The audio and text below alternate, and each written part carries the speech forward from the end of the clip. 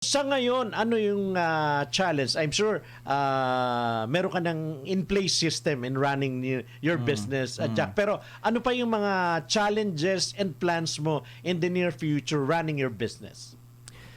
Yung mga challenges ko, actually, those are good problems. Sa 100 clients siguro, may mga isang client talaga na magko-complain.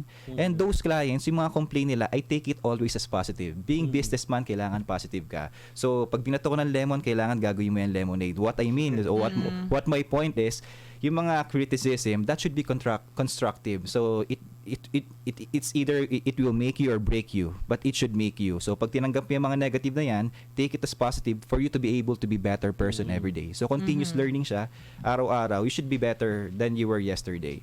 So, and isa lang sa mga challenges, may mga complaints talaga, kailangan mo lang harapin talaga. 'Di ba? So Like ano yung particular? Kasi sa kwento mo, napakaganda na ng serbisyo mo. Pero to be specific, ano pa yung nagiging complaint nung mga naging customer mo in the past?